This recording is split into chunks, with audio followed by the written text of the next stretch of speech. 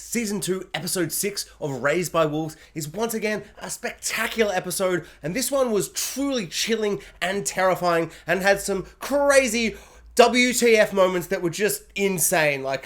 This episode was really amazing, but also just so disturbing and unpleasant at times, and there were so many little moments of really nice beauty, and then at the end it kind of twisted it and turned it into something that I'm presuming is going to be quite sad and harrowing in the following next episodes. So there's three main things I kind of want to talk about. Number one, Tempest finally gives birth to her baby, and that moment where she disappears and she's not there, and it's like, okay, so she doesn't want any help giving birth, so she clearly still wants to get rid of the baby. I'm really, really, really hoping that she, once she gives birth to the baby, she sees it and she's like, I love my baby. Actually, being a mum's gonna be great. But, as she goes to the toxic poison acid water, I'm like, what the hell? She's gonna give birth to the baby and let it fly into the ocean and shrivel up and melt or die? I don't know, just that whole time, I just kept thinking, if this show melts a baby in acid water, I'm gonna have to turn it off. I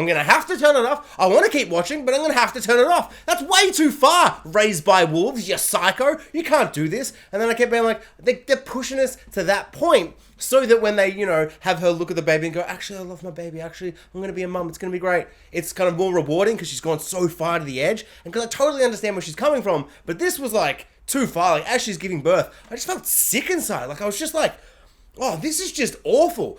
Just awful, awful, awful. How? How could it possibly be the best part of that scene? How could that possibly be the least awful thing that happened this episode? Her going to the edge of toxic acid water to throw her newborn baby into acid water and have it melt down. Who could have thought that would be the fun part of this scene? And so, we get a little bit of a twist and a turn and a classic kind of, as I expected, she looks at the baby and goes, actually, I love this baby. I'm going to be a mother. And it's beautiful, it's sweet, it's heartwarming, it's amazing. But then we keep getting all these shots from under the water, and we got these tornadoes under the water, these whirlpools, and then the one of those holes going into the center of the earth. And it's just kind of like, why do you keep showing us this as the baby's crying and she's hugging it and we're all having a great time? Why do you keep cutting away to this shot? Because, remember last time we saw something jump out of the water? That weird mermaid creature that had all the slugs all over him? Well, guess what? He's back.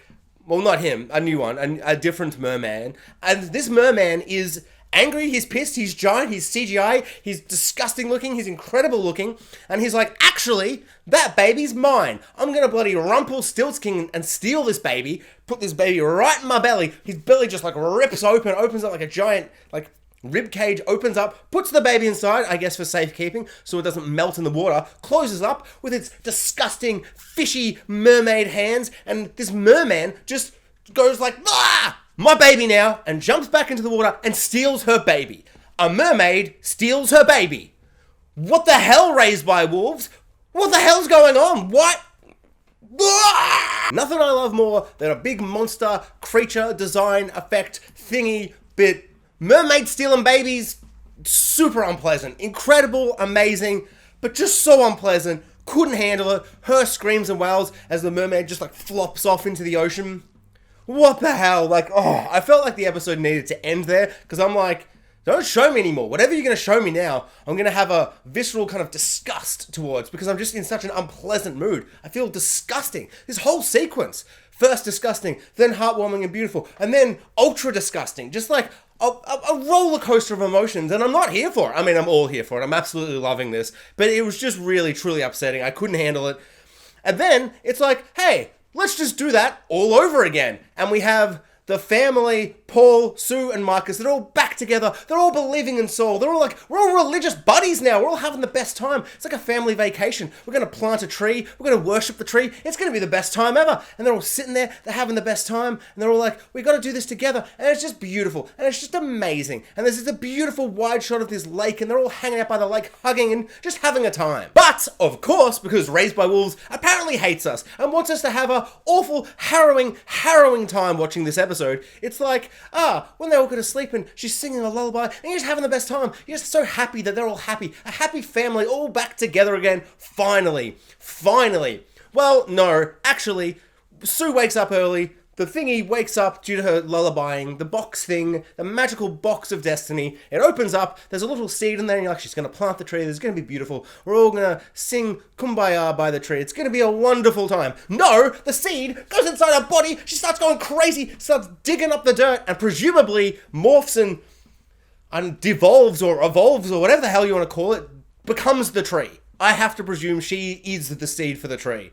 Because otherwise, I don't know, it makes sense to me. It's not explicitly stated, but the way Marcus like touches the tree and it's all vibrating and like he opens up the seed and it's all juicy. It looks like a brain, like Sue's brain is turned into the seeds of this tree, and Marcus kind of feels it, and you know, Ragnar Lothbrok's kind of face, the way he acts, you can just see from his eyes that he's devastated, he's heartbroken. Clearly Sue is nowhere to be seen, so she has become the tree. So yay, we got the tree, we got our religious magical tree.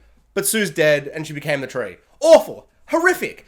After so much trauma for this family, and they're finally back together again, you turn her into a tree. What the hell, Raised by Wolves? Why do you hate me so much? Why does this show hate me? Why does it hate me being happy? Why does it make me invest in characters and then break my heart? Because it's an amazing show. It's incredibly well written. It's doing everything so well. This is honestly a spectacular episode. It did everything I wanted, but then destroyed and crushed my dreams and just did amazing, wild, imaginative things. They're turning people into trees. They're having mermaids steal babies. And now we have the new android from millennia ago now has a name, and you guessed it, it's incredibly amazing, but kind of a little upsetting and terrifying as well. Grandmother. The grandmother android. And she's all, why aren't you wearing your veil, you weird newbies? You stupid little baby androids, where's your veils? And Father's like, oh, I'm sorry. I never had a veil or whatever. And then she's like, how many humans are there? Little baby father android? And he's like, there's like 300. A new one's about to be born. And then she goes all red and freaks out. There's red things everywhere. And it's all like danger, danger, danger. And then she just goes quiet. Super upsetting. Grandmother is clearly evil as well. So why give us an awesome, cool new android where I'm like, I'm loving this new android. I'm loving father, creating something. Frankensteining his new android. Well, she's evil. She's clearly evil. She's clearly going to do something awful. She's going to be like a mermaid or a tree who's made out of a person or something entirely upsetting because, I mean, how could it not be? At this point, our awesome, loving snake who's, not evil is going to turn out to be entirely evil. Because this show is like, hey, we're going to make you love something, and then we're like, crush your dreams and make you hate yourself. On an up note, there was one incredibly funny moment that didn't get kind of, crushed under the weight of despair and horror and heartbreak and just awfulness, just complete and utter awfulness, was the moment with the big snake basilisk serpent thingy, and it's all, I was going to say swimming, but it's just flying. It's a flying serpent, and it's flying about the cave, and Campion's like, stop flying and freaking out, you're going to hurt yourself. And it's like flying around, hits Campion, and it's going crazy, and the mother comes in, and she's like, bad serpent. And then the serpent's like, oh, I'm sorry, Mum. Oh. And he does this amazing face where he's like, I'm sorry, Mum. Oh, I'm sorry, I didn't mean to be all crazy, serpent. I'm sorry. I don't know my own size. Oh. Amazing. Beautiful little moments between baby serpent thing that's very big and his mother.